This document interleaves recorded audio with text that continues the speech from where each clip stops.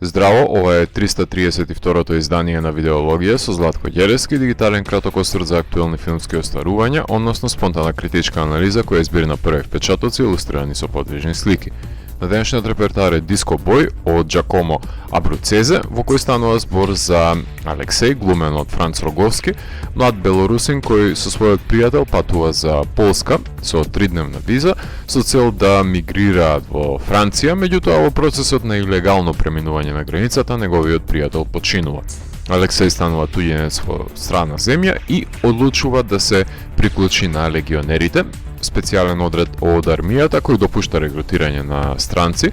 кои со служење на воениот рок ќе можеа добијат азил. При една од неговите зададени мисии во Нигерија ќе се соочи со предводникот на милитантната организација, односно Джомо, глумен од Мор Надијаје, кој има за цел да се спротистави на нафтените олигарси кои ја имаат осакатено неговата држава од експлоатирање на ресурсите и нивното соочување ќе му го промени животот на Алексеј, запрашувајќи се дали вреди да се валкаат рацете со туѓа крв во името на Франција.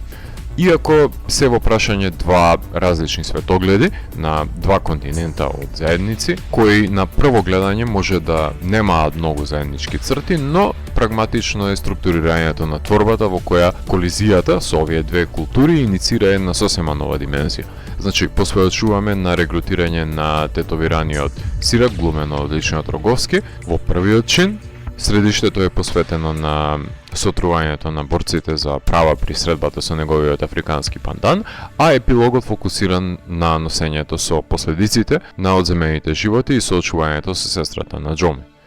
Првиот круцијален чин, кој представува своевидно пробудување на Алексеј, е смртта на најдобриот пријател, кој го однесе матната, меѓутоа мора да го евидентираме мотивот на водата, кој е еден од најзначајните драматуршки двигатели на промената, бидејќи не само што водата му го одзеде пријател, во вода Алексеј ќе одземе и туѓ живот. Континуирано се напоменува спрегата помеѓу мештаните и дојденците, односно прифаќањето и неприфаќањето на поразличните во судирот на култури. Од една страна, тука е европската ксенофобија и подреденоста на која инсистираат земјите од Западна Европа визави доселениците од Источна, но од друга истите тие колонизаторски земји немаат проблем да ги цицаат ресурсите на земјите од Африка, оставајќи го локалното население во мизерија, така што гледаме едно доста арогантно, алчно и безгрижно светло во кое е прикажана Франција. Легионерите, специјалната единица на француската армија, во кој може да се пријават доселениците, нуди можност за добивање на државјанство после 5 години,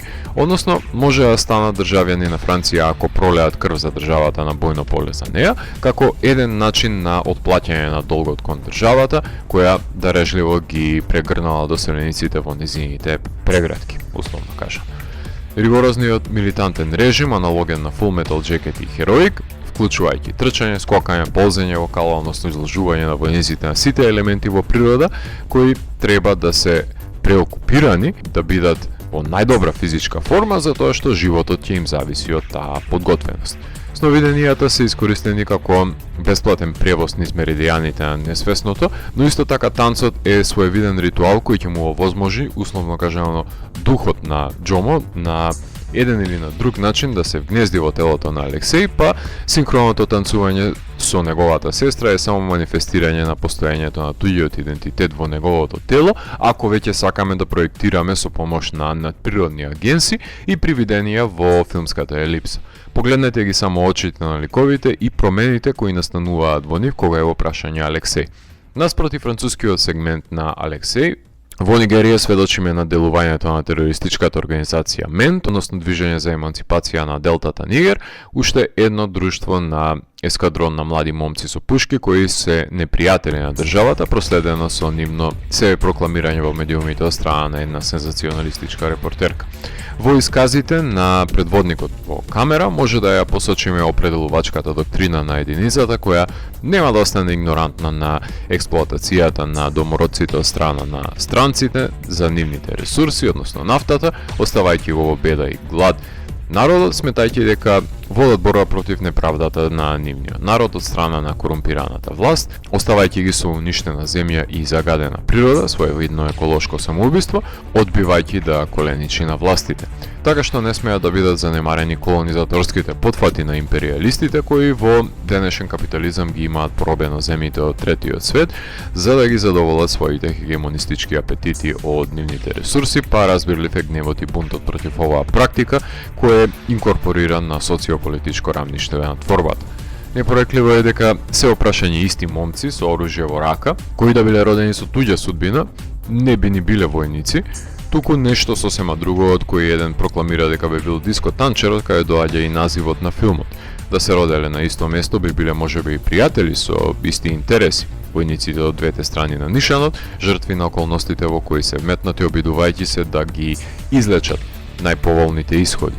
Колизијата на приказните настанува кога легионерите се пратени да се справат со домашните борци за правда. Мисијата е да ослободат француски заложници, но пламнувањето на домовите во кои има жени и деца станува колатерална штета на војната, налогно на погледот во окното на злото, налика Апокалипса сега и Cannibal Holocaust, но исто така Bold Travail на Клер Дени, па дури и Beasts of No Nation на Фукунага, треба да бидат напоменати во контекст на овој филм, затоа што се модерни филмови во кои млади војници се запрашуваат за кого всушност војуваат. Епилогот со соголениот Алекс во природа, кој е третиран од надредениот како дух, илегалец, имигрант без име и презиме, кој води иманентна војна со натрешните демони, каде лист хартија не го прави човек, само го интензивира прашањето за тоа дали вреди да се умре за туѓата кауза. Впечатливо е решението да се реконтекстуализира обредниот танц во рамки на модерниот храм, односно ноќниот клуб.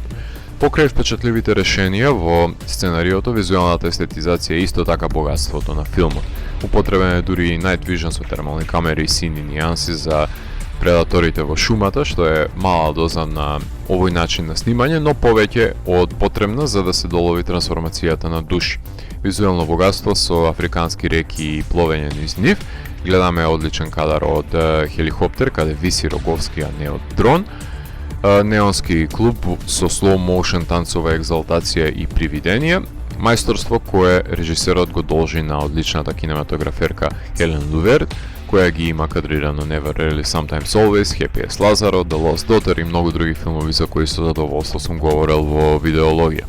Режисерот го монтира филмот заедно со Ариане Букерче и Фабрицио Федерико, кој работеше на Мартин 1, кои имаат една проблематична задача да одвојат доволно време за да се запознаеме со протагонистите на двата света од двата континента, иако сметам дека прекратко сме во присуство на Делтата, за да се спознаеме со аспирациите и мотивациите на милитантниот предводник, а останатиот дел од филмот паѓа на грб на Роговски, кој се разбира дека без проблем ги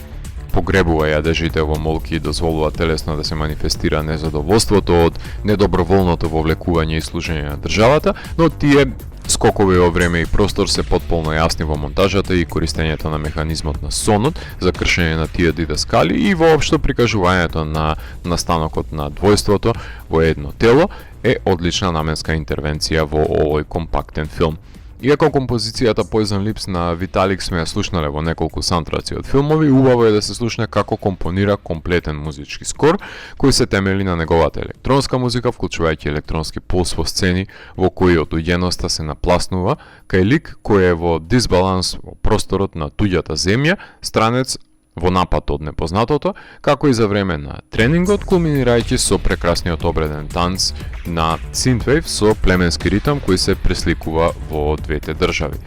Non je ne regrette rien на Едит Пиаф е композиција која била наменета за легионерите, која одбива Роговски да ја пее како еден нем бунт против убиствата кои ги врши во име на државата, но и одговор на туѓата превласт врз телото. Не сум бил изложен на претходните краткометражни филмски остварувања на италијанскиот режисер Джакомо Абруцезе, дури и дискутабилно е дали некој од нив некојаш било прикажано на нашите филмски фестивали, барем јас не сум ги гледал на големо платно, иако за некој чудо е миленик, например, на филмскиот фестивал во Панчево, каде се прикажани неговите остварувања. Диско Бој е неговиот прв долгометражен игран филм, иако има речиси 20 годишна филмска кариера за себе, започнувајќи од краткиот игран Песинг за Бездомникот во Париз од 2007 година преку Архипел, краткиот игран филм за палестинецот кој легално преминува граница да работи во ресторан во Израел од 2010 година, за наредната година да го сними филмот за екологистите кои на нова година планираат напад на топилницата во Fireworks, активисти кои исто така се составен дел од краткиот Стела Марис од 2014 кои се изразуваат преку стрит арт за време на пристигнување на статуата во крајбрежниот град. Жакомесно има и неколку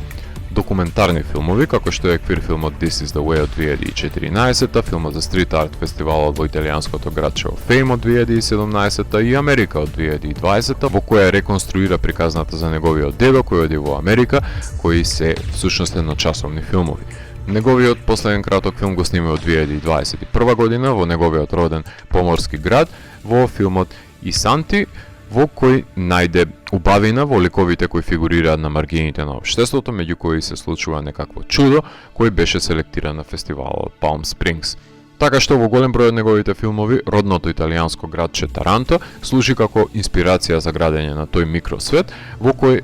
младите наоѓаат начин да се организираат во некакви групации кои вон рамки на дозволените норми да направат десантни инциденти со кои на поредокот ќе му дадат до знаење дека се незадоволни и сакаат промени, така што не изненадува што таа нишка на домашен тероризам е присутна и во долгиот филм. Тој живее на релација Франција-Италија, така што неизбежно е да инкорпорира и елементи од француската провениенција во неговите дела. Во секоја рецензија на видеологија ги вметнувам и моите поплаки, односно видувања кои сметам дека би го направиле делото да биде подобро. И многу ретко, речиси никогаш не сум поборал да гледам подолг филм, напротив секогаш барам да се исфрли наративното сало кое не придонесува на продлабочување на приказната, но ова е еден од малкуте филмови каде десетина минути од животот на Џомо не би биле на одмет за продлабочување на таа побрзаност со гледачот кој ми фалеа во филмот за да има поголем баланс во двете наративни нишки, само тоа ништо повеќе. Кога е магичен реализам во прашање, тоа е методологија која е наменета да ја скрши филмската стварност со едно ново гледиште, кој има за цел да ја преозначи реалноста и рационалноста, односно чинител кој во својата природа е предизвикувачки, така што секојаш ќе се двои од оснатите и прашање на вкус е дали ќе ви се допадне или не. Јас ја оправдувам употребата на овој филмски зачин тука затоа што е во служба на пресвртот и на идејата за пренос на постоењето од едно во друго тело. Филмот имаше премиера на минатогодишното издание на Берлинале, каде кинематограферката Хелен Лувер ќе доби наградата Сребрена мечка за исклучителен артистички придонес. Филмот беше номиниран и за наградите Сезар и Давид Ди Донателло и освои награда Лумиер за најдобар музички скор. Потоа се прикажа на фестивалите во Хонг Конг, Тајпеј, Ерусалим, Мелбурн, Солун, но јас дури ова лето за прв пат го погледнав. Канал Плюс и бројни помали компании го копродуцираат филмот, шерејци се дистрибутери низ цел свет кои се фокусирани на промовирање на значајни жанровски фестивалски филмови.